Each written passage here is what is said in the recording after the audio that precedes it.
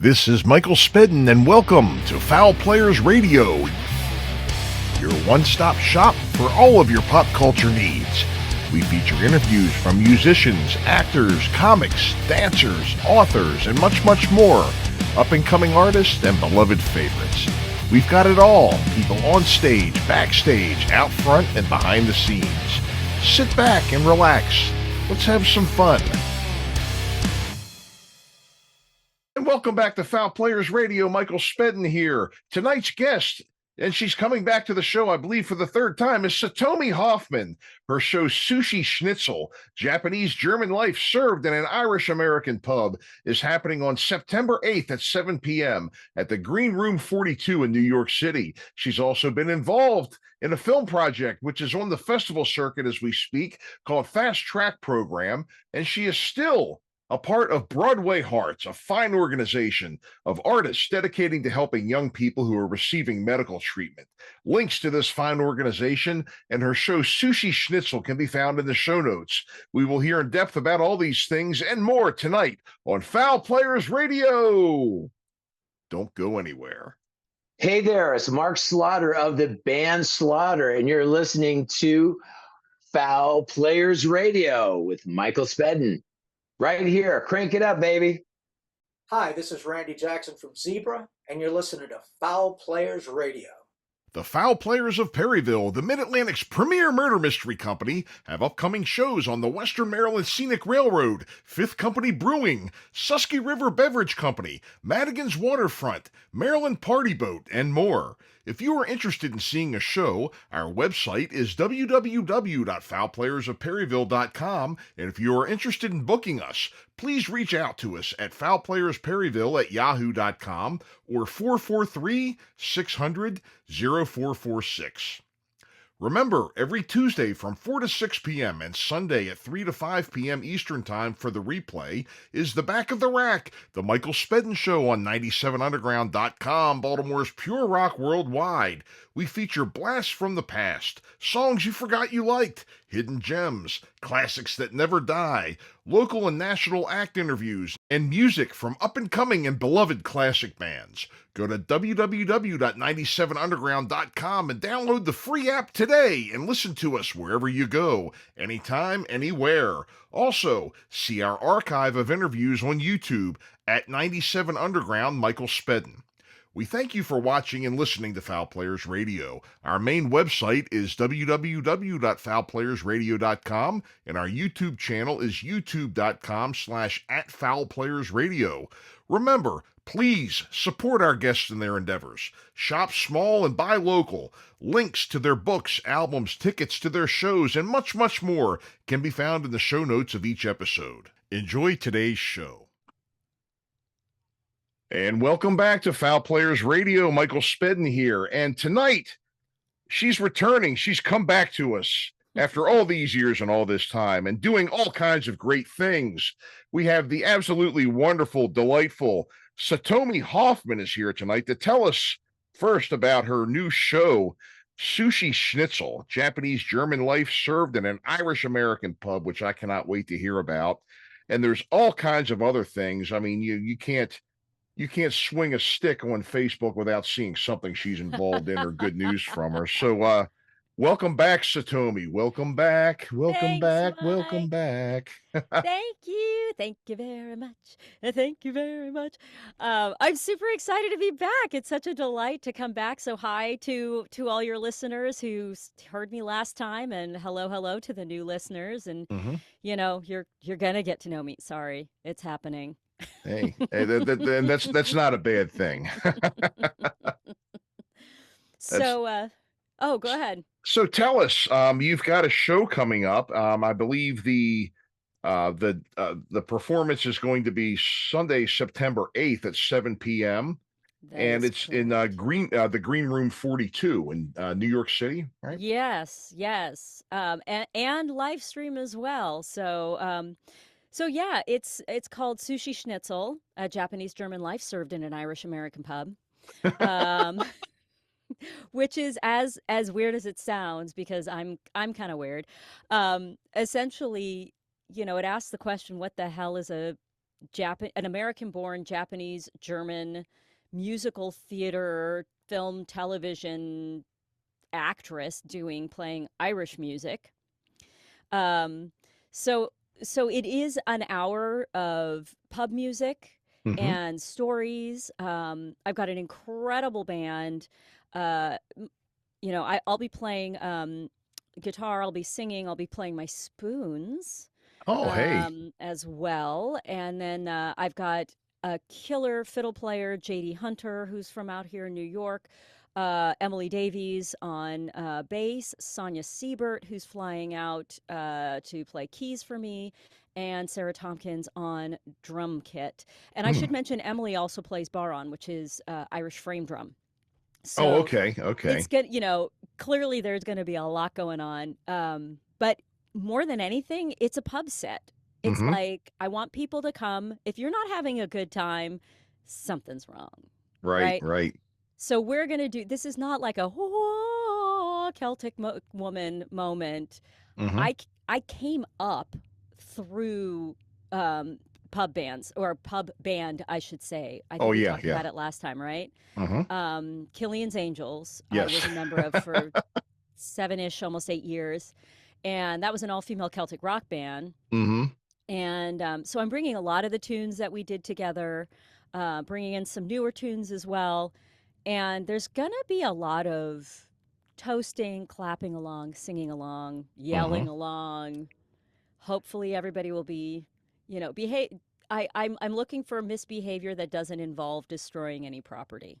No, sure. So, well, that's great. Well, most of the time, hey, whenever you're out, especially like St. Patrick's Day or any Irish pub that has the music, it just has a way of getting the people clapping and cheering and yelling and, making all kinds of noise and everything. Heck yeah. No shortness of enthusiasm for sure, right?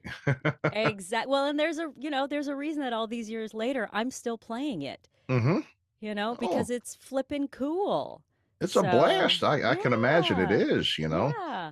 So if people are interested in seeing it, like I said, you can get live tickets here in New York for the 7 p.m. show, or you can live stream it as well. You just need to go to the Green Room 42, their website, and under their calendar, scroll down to September 8th, and you'll see a picture of me there in a dirndl, which is traditional German clothing, and then chopsticks in my hair, holding a bowl of actually soba, if we want to get really technical, soba, and then a beer stein, all of which are mine. I didn't have to borrow anything. Just going to put that out there. Hey, that's great. Oh, yeah. Man. I know you've always, again, there's the picture right here on your Facebook. I see your stein. I see your hair. That's just the perfect combination right there. I love it. I love it. I mean, if you want to get tickets, just go to any of my Facebook. I mean, any of my socials. Satomi Hofmann. That's S like Sam, A, T like Tom, O, M like Mary, I, and then Hofmann with 1 F and 2 N's. And yes, I am blasting it everywhere, so you will be able to find it. Usually in my bio. Right. And I've seen, through your, the videos that you've posted over your various projects, since the time I've known you. And I tell you what, it's been a few years now, man. Where did that time go? What the heck?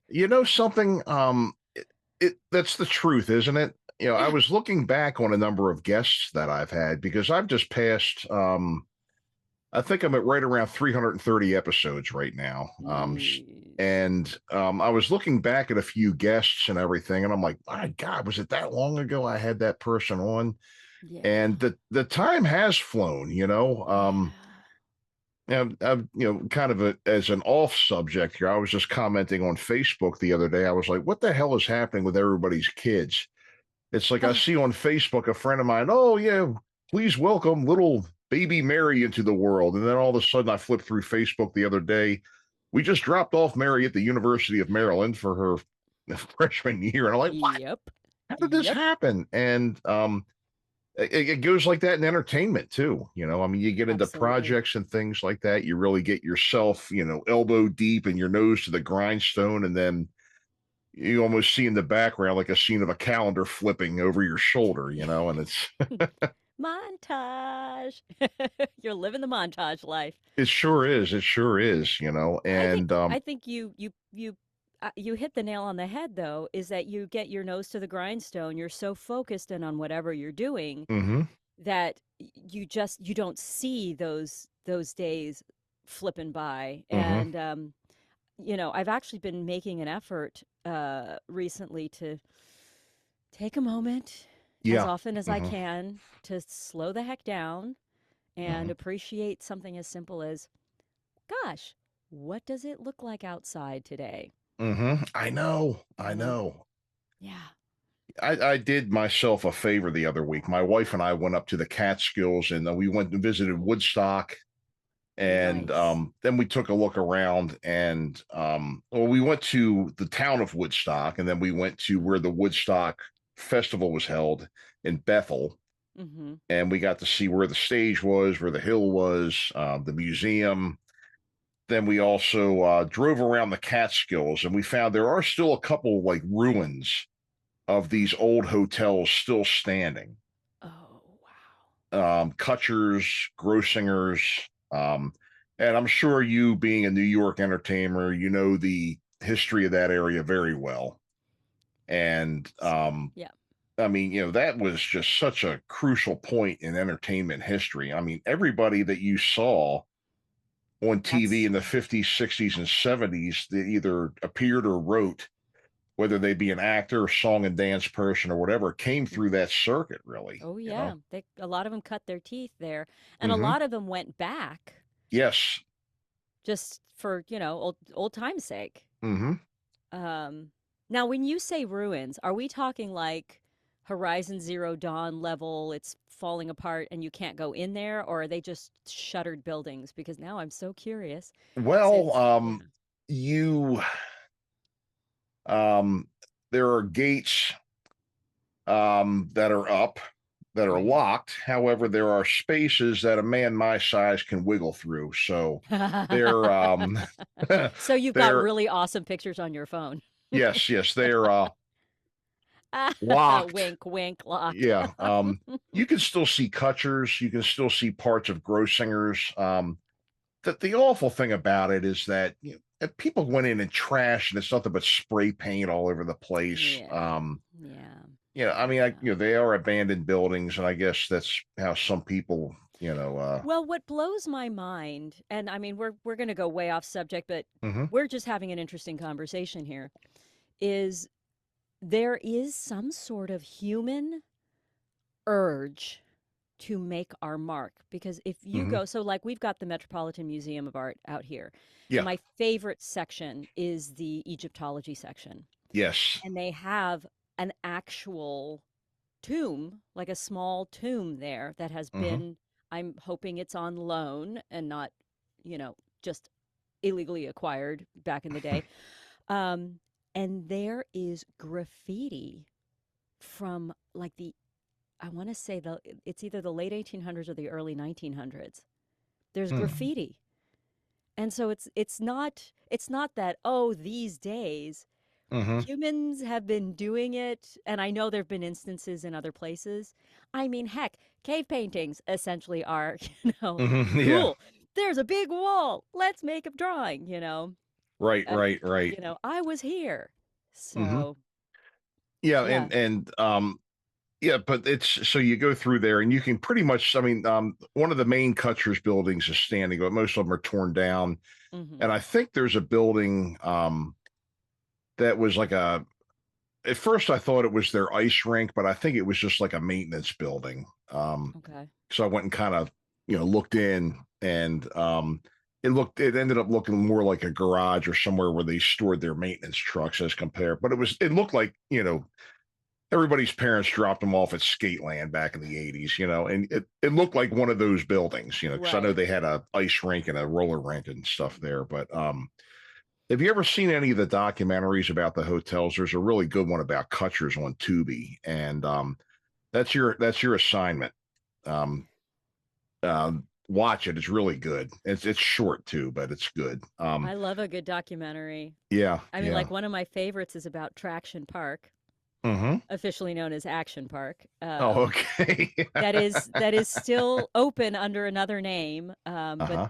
that's a fun one because that's another uh, New York upstate history Mm-hmm. spot where it was a water slide park before anything was regulated. Oh boy. Oh hell yeah. Oh yes. They should have called it Hold My Beer Park. Yeah, that's essentially what it was. I mean, there was a reason they called it Traction Park. Like, Mm-hmm. like Oh there yeah. were Yeah. issues. And even going now that there's all these regulations there, even going, I will tell you, I did the steep drop and I got off of that thing and I was shaking. And I love that Jeez. kind of stuff. And I was like quivering. So there's a yeah, yeah. Mm. So you got to check that one out, and I got to check out the Kutchers one. That sounds awesome. Yeah, yeah, That definitely. sounds It's called awesome. Welcome to Kutchers, you know. Uh-huh. And another thing too out there, what was I saying about the oh God, I hate when I do this and we're recording.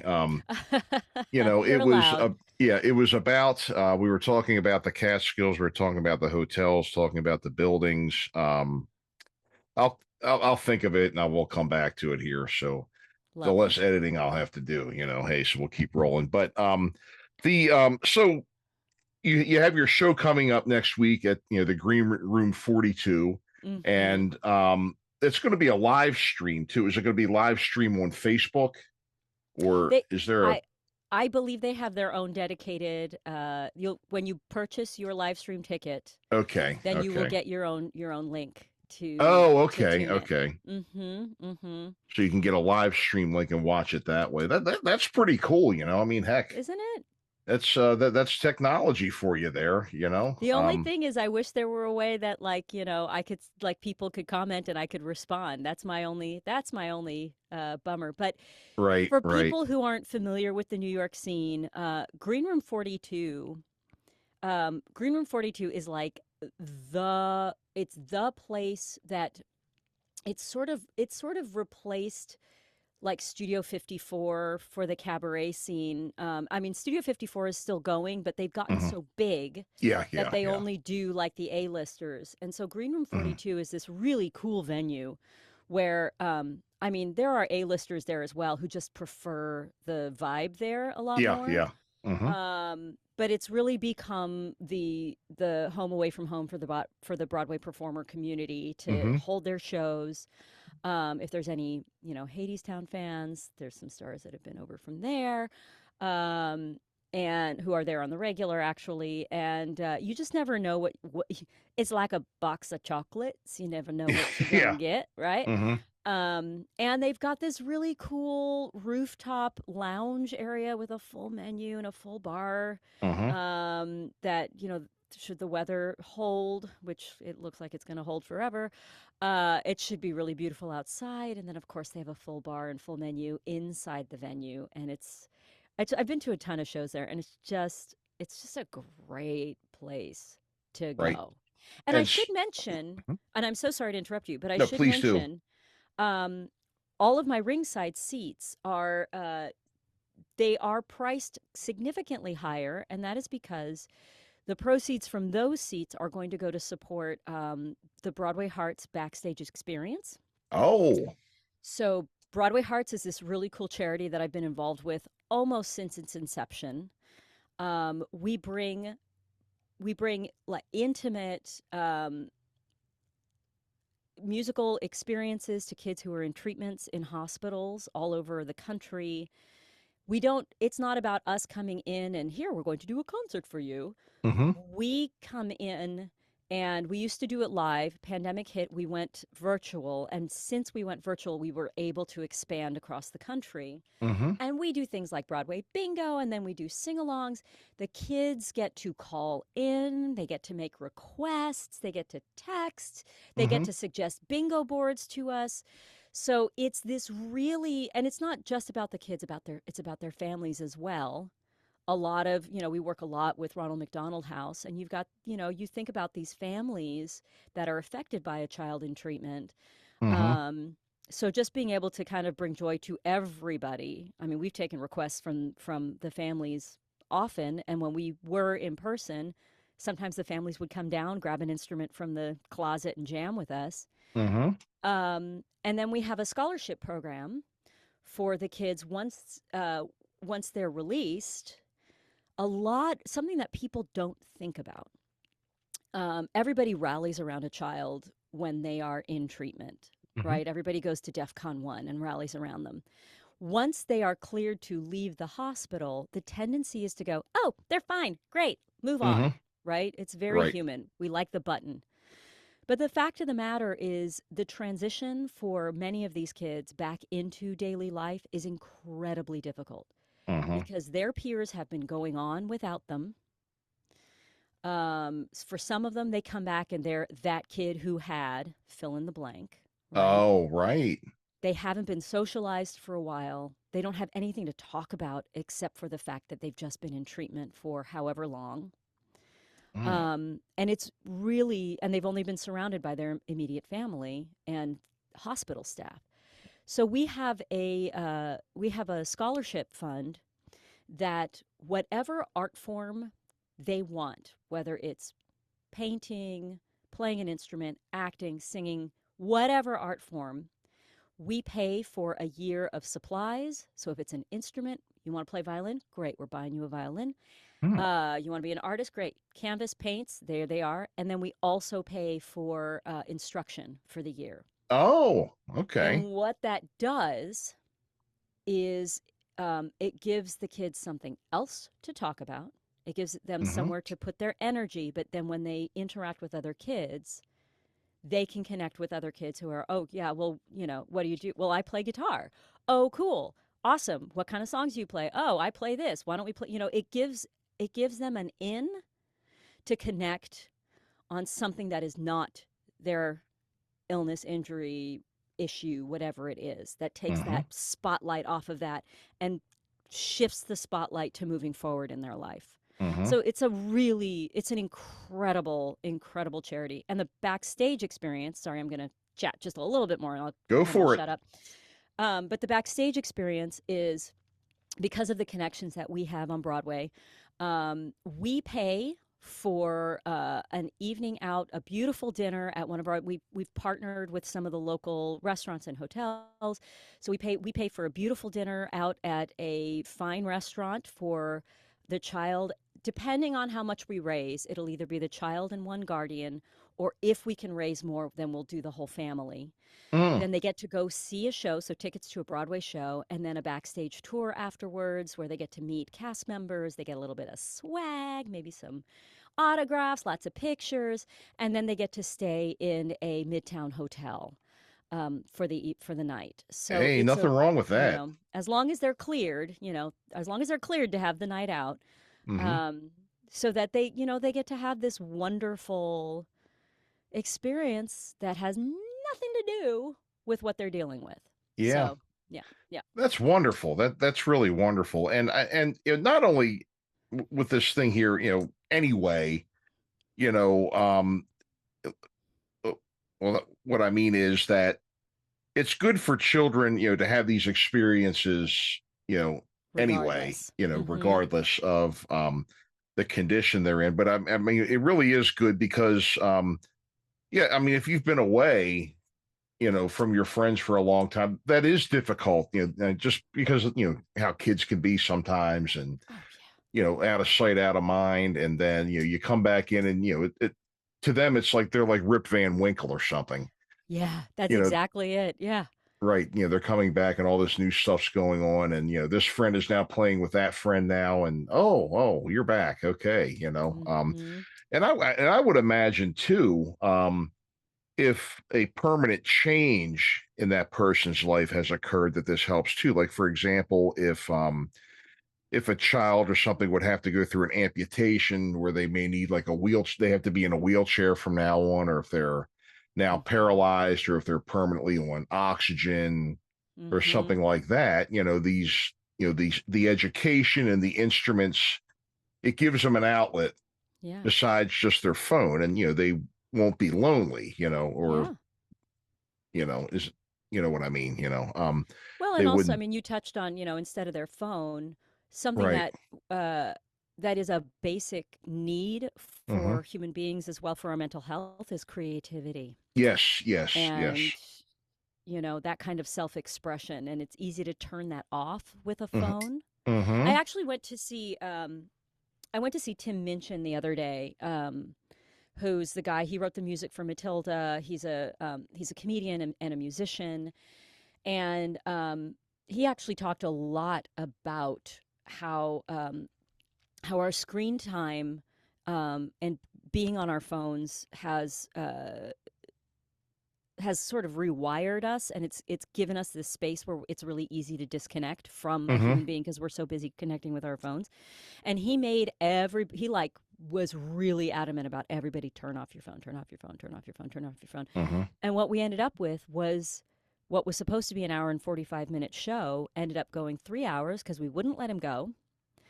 And people were just weeping all around me because we had a common experience, and that's so rare now. It is. It really is. Yeah. Even in a theater is rare. It's Hmm. wild. But Yeah. Yeah. okay. Yep. There's that soapbox. I'm stepping off. Okay. Okay. But that's definitely a fine organization. You've mentioned it here Yeah. before. Yeah. And what you're doing for people is just amazing. Thanks, man. So you have been really Miss Popularity here on the film festival circuit. I'm seeing Thanks. nominees, nomination for Best Actress, Thank Best you. Actress, Best Actress, and that's great. Thank That's got you. to feel good to get some recognition like that. And so tell us about I mean, I've been seeing that you've been in films and you've been out working the circuit with your film projects. Mhm. Tell I guess what they were and what you played and. Well, the film that is making the rounds right now, and for anybody who doesn't know, so when you make a film, often to connect with other filmmakers and also to get exposure for the film, Hmm. you do the film festival circuit. So what you do is you're submitting the film to different festivals around the country, around the world, Hmm. and then a committee for each festival decides whether or not they're going to accept your film into their festival. Right. And we've been very fortunate because we've been accepted to some really wonderful film festivals, and the film has been pretty regularly nominated for Best Short. It is a short film, and I was very blessed to have been nominated for Best Actress at Garden State Film Festival, Golden Door Film Festival, and most recently the Newark Film Festival. We've just gotten into I've lost count, but we've got another festival coming up. The Phoenixville Film Festival is coming up at the end of September. Mm. And they're spread out in terms of time. So it's like this, this is going to be going on for a while. So people who follow me on Facebook, sorry, you're going to keep hearing and seeing about all of this. But it is fun because you get to go red carpet, you get to go, you get to do the step and repeat and be fancy and do the galas. But I think more than anything, it's really thrilling uh, when you're part of a film festival, and it really like the films that you see in these festivals. It's really fascinating because they tend to be a cross section of really well produced, really well written. Like this could go on a Netflix right now. And then you'll also see ones that are like not, maybe they're not really well produced, but you can see where they could be if they had a budget. Or Yeah. you Yeah. see like, wow, that was really well written. Or you see, or there's always a student um category. So you're like, wow, that we're going to watch that person. We're going to watch that person. And I've actually, I'm going to be doing a film next year with a gentleman that I met at one of the film festivals. Oh, great. So yeah, you make these really wonderful connections, and I'm super proud of that. I'm very excited about this next film coming up. So my film, Well, I'm going to say the next film so I don't forget. I'm working with a gentleman named Cameron Spector, and he's with Cap Gun Productions, and he's actually a graduate student in Germany, and so I'm very excited because I get to use my German. So I'm going to be a bilingual character, which is very, very exciting. I can't give more information than that, but I can tell you that.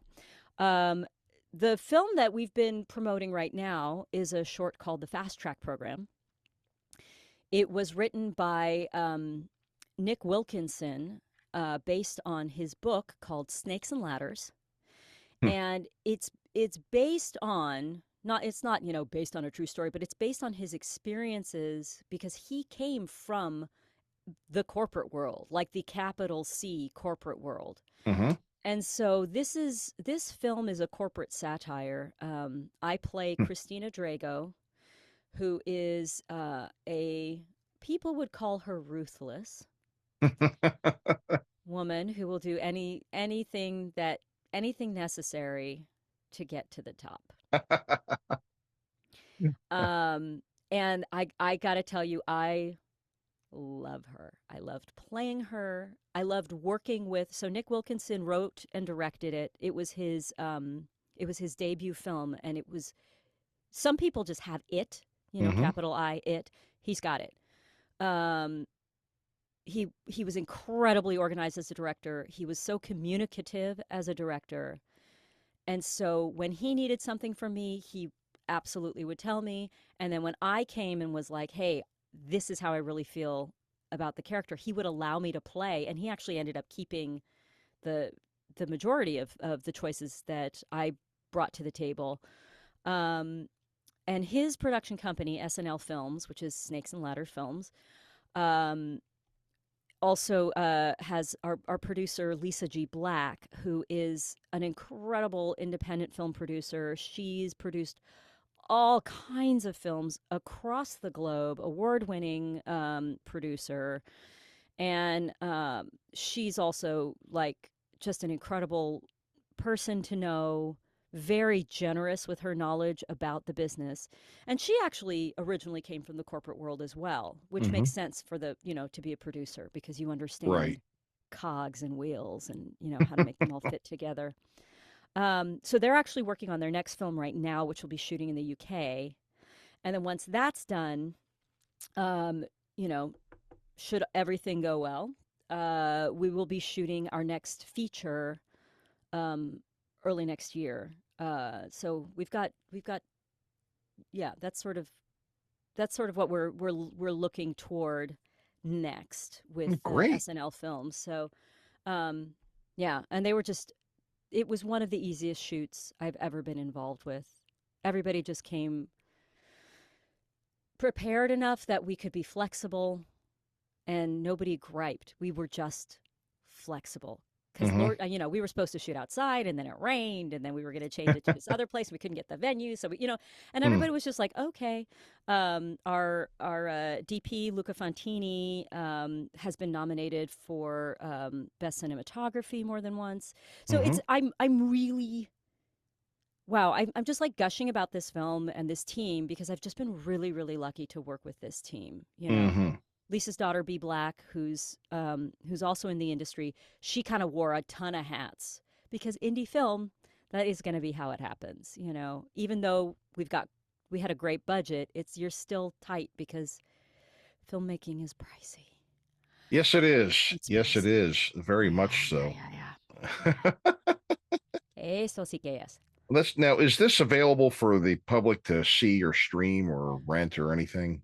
Not as of yet. Okay. So, in general, now people still make it available, make their films available before they're done with the film circuit. But in general, it's kind of frowned upon to release something before it's finished, before it's completed the circuit. And the reason is that these film festivals want to have their exclusive right to show these films as part of these festivals, because otherwise, what's the point? If you can look it up on Vimeo, if you can go to Tubi and watch it, or Tubby as my stepmom calls it, and I love that. or if you can go to YouTube and watch it, then why are you in the festival? Right. Okay. So, budding filmmakers out there, I know you're excited, Mm-hmm. but if you're wanting to make the film festival circuit, resist. Mm-hmm. If your friends really want to see it, Mm-hmm. password protected on Vimeo, and then swear them to secrecy. Yes.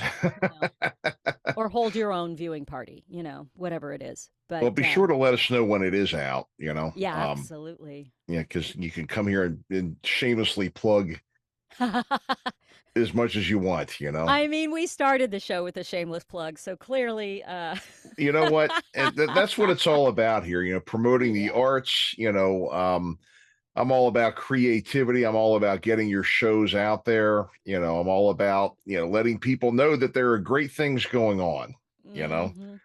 Um, Thanks. we're starting to really, and, the Baltimore music scene is really starting to come back. That's awesome. A Yeah. lot of bands, not only is this, and I don't know if you're seeing this too, on the circuits that you're playing too, but there are a lot of bands where, it's, I feel like a lot of people, especially when they're getting into like my age group and above, or have like unfinished business, you know, Yep. um, Yeah. there's unfinished business. They had a good band together. And the problem is with a lot, we were playing in hair bands, we were playing in heavy metal bands back in those days, and all of a sudden here comes grunge and it just knocks over the tower of red party cups, and and a lot of people too that I've had on the show have said, their record contracts got canceled, or they just kind of, the record companies ended up doing like the bare minimum and got rid of them right when that happened. And Yeah. people are starting to come back now, after they've raised their children and gotten them out of the house, and to come back to their music careers. And a lot of bands have had material that is being re-released, and they're getting the band back together, and they're going out, they're playing, writing new stuff, recording new stuff, and the clubs around here, instead of the damn karaoke and everything, they're actually bringing in bands that play original material. Hey, and I'm like, hey man, there you go, Yeah. So are you Well, seeing that up near you? I think what I'm seeing more than anything else is this. We talked about it a little bit before we started. So the pandemic really did a number on people Yes. because we got out of the habit of living in the world. Mm-hmm. We got in the habit of living in our boxes and out of the Yep. habit of living. And I get it, because Lord knows, being in my pajamas on the comfort of my couch, not Mm-hmm. having to put on a stitch of makeup, right? Or shoes, or real pants, it's, and then you can, pause it and go pee, right? It's really delightful. Or if you need But to go to Walmart, you can wear that too, yeah, exactly. Actually, I think it's a requirement. They don't let you in without it. They They don't let make you you. in without it. But what I've found the last few times, like I've made an effort to start going to live stuff again, and Yeah. wanting to actually go to the movies, Mm-hmm. going to the movies. And I think what we forget is how different that experience is, Mm-hmm. Yeah. and how sitting on your couch and watching Game of Thrones is thrilling.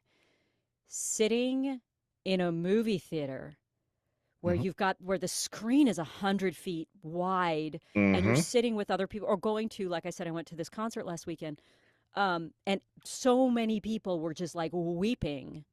And again, some of it is because of the artist, and then I think a lot of it is because we've forgotten how special it is to have a Yeah. shared experience and Mm-hmm. breathe together.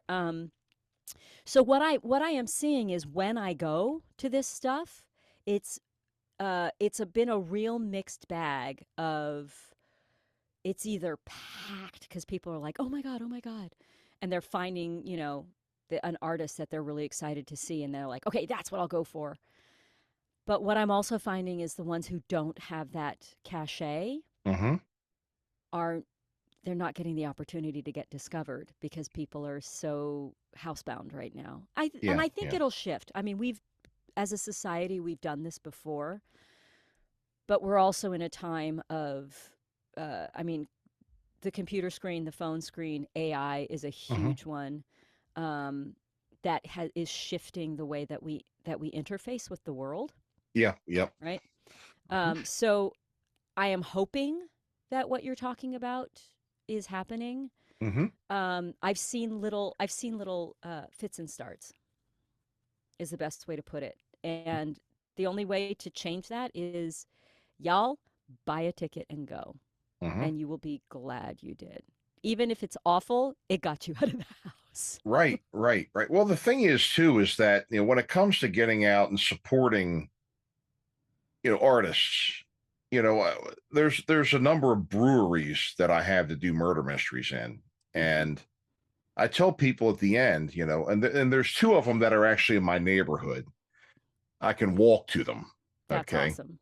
And so what I say, and then there's food trucks that do the food, so Nice. I tell people at the end of the show, I say, we hope you had a good time tonight and congratulations, give yourselves a round of applause. You have supported 3 local small businesses.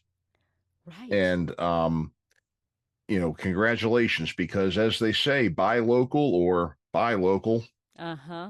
And people, they feel good about that. And there's a lot of great things going on, and some restaurants are starting to open up, in our town. Really good Nigerian restaurant. And I'll tell you what, I thought Mexican food was hot. Holy woo, boy, man, I'll tell you something. I thought I was going to need a new tongue after that one. I was on the couch like a German shepherd on a 100-degree day. My tongue was just like, oh no. but it was good, so. As long as it's tasty. Yes, it is. It was very good, very tasty, so, very tasty, and, but I'd never tried it before too. And I'm always about, I like, I run into clients at my day job, and, that are from different countries and everything. And I always like that's how you learn, you get to talk to people from different places, try different things. And if you can, travel. Yes. That's another thing too. Yeah. Like for reals is. Reals is not an hour away. I mean, an hour away is lovely, but if you can get to another part of the country, or even better yet, to an entirely different country, it will change you in a profound way. And honestly, it will make you smarter. Yes, it will. Your brain will have been expanded and forced to think in a different, in a different language, in a different, everything, the way you orient yourself. It's incredible. I've been very, very fortunate as much as I've gotten to travel. And after Georgianne, our manager, we have the best manager in the country.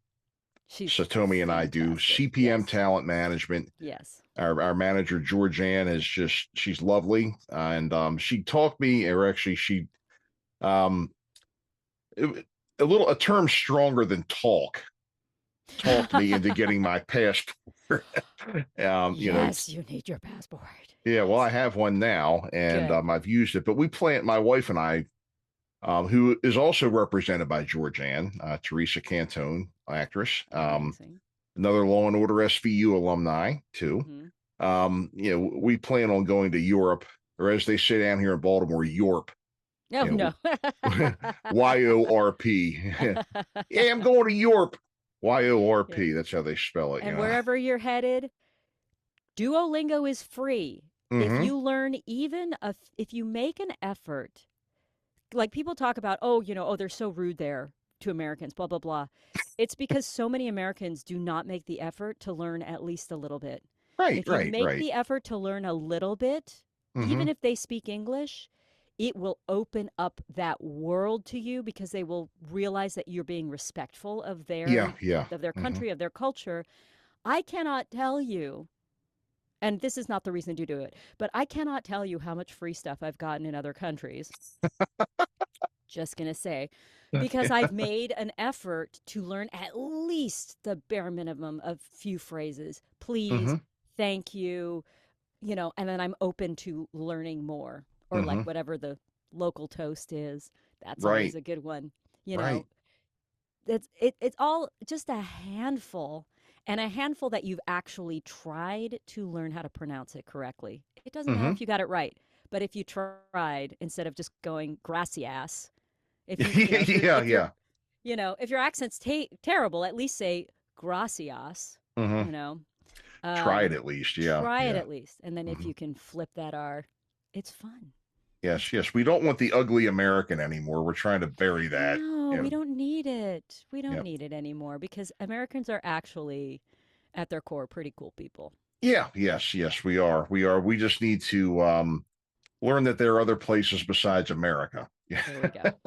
You know, There we go. which is the truth, which is the truth, Which you is the know. truth. Yes. So you've we were talking a bit Mhm. more have you added anything to your geek list? Is the one other thing I wanted to ask you today, because I know how you and I were really talking about the things that we geek over in the past. You know, I'm a huge Twilight Zone geek.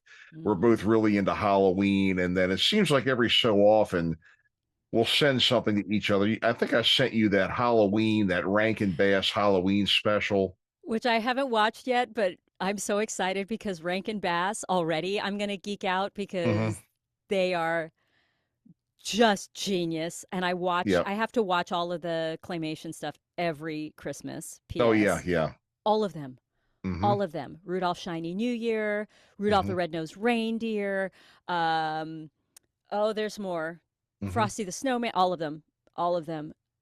Yep. Brilliant. And I actually went into looking up the voices of a lot of them. And the thing is, too, there were also some different people who I think were head artists on some of them. Mm-hmm. If you notice, like, for example, with Rudolph, Mm-hmm. a lot of them, they had like the dentist kid. Mm-hmm. A dentist. He had like a still face, but his mouth would change.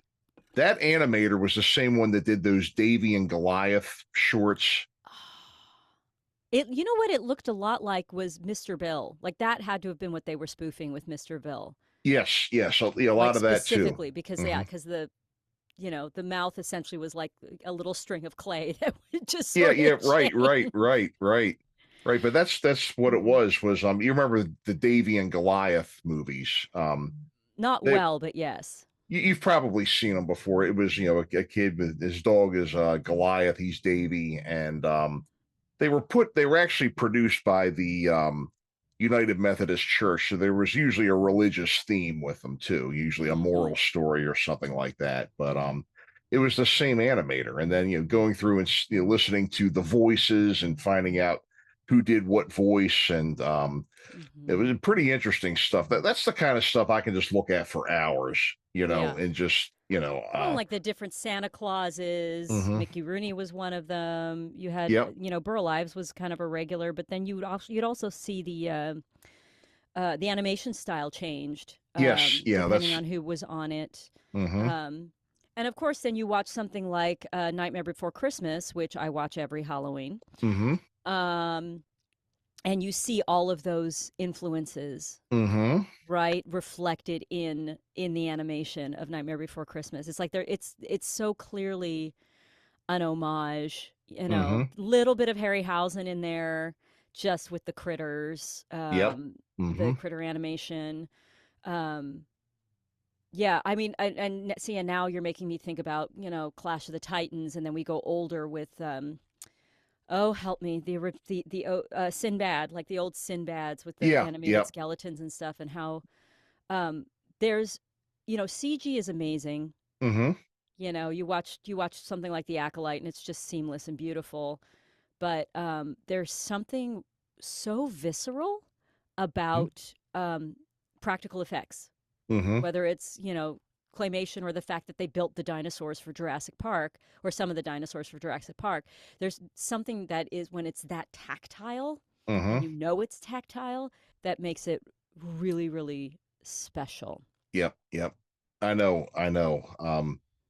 That's the truth. You're definitely right about that. And then also too, going back and looking at again the different eras of even Looney Tunes cartoons with how differently they were drawn, and then how when this art director took over, how similar they look to other ones. But and also too, I sent you a band that I just recently discovered called Broken Peach. Okay. And I think they're from Denmark. I'm not exactly sure where they're from, but every year they do a special Halloween video. Oh, And when I cool. saw it, I knew it was right up your alley. I think I Cool. texted it to you earlier, and I'll send it again. But Okay. they do mostly cover songs. And what they have is they have like 4 female singers up front and then a 3-piece band behind them. And they play kind of harder edged versions of I think the one I sent you was Tainted Love. Which is a great song anyway. Yeah. And I'll just let you watch it for yourself, and you can definitely. So the up my alley piece of that is I literally went into like one of those paint your own pottery places recently, and I was looking at all of their their options, and they're like, oh, look at the little puppy, and look at the heart or the whatever. And what I did is I looked and I saw a princess. And what came into my mind was, wow, that would be cool if there was like blood coming down, her chin, and I could make her eyes like glowing, and do like a rip in her dress. And I didn't do it because I didn't trust myself enough not to completely screw it up. But still, that's my jam. And then as far as like geeking out, so something that's been very controversial lately is Doctor Who, because since Disney, I'm a massive Whovian, and since Disney took over, there really has been quite a pushback. Some of it very, very warranted. It actually started with Jodie Whittaker, who I think is an exceptional doctor. With unfortunately, the writing was very misguided. Very, very misguided. And that's when Moffat was off. It was either Moffat or Russell T Davies was off. And when we've come back to the 60th anniversary episodes, most of them were spectacular. And now that we've gotten through first season, I want to say his name, but I keep mispronouncing it. So it's spelled Ncuti. Oh, sure, right. And I need to learn how to. I really want to listen and learn how to say it properly. But his season, so essentially what my understanding is that there was an effort to make the show appeal again to kids, because that's the roots. The original Who was a kid's show, but that was scary and spooky and all that good stuff. Yeah. So a lot of the intention around this new season was to bring those kids in to grow up with the next years of the Doctor, right? Unfortunately, those episodes for me have been very weak. For a lot of people, have been very weak. But then they did come back, starting with Bubble, which honestly I didn't watch for ages because the thumbnail looked real stupid and the name of it looked real stupid. And I wasn't even going to come back, which is very rare for me, because I'll sit through, even if it's terrible, I'll sit through a Doctor Who.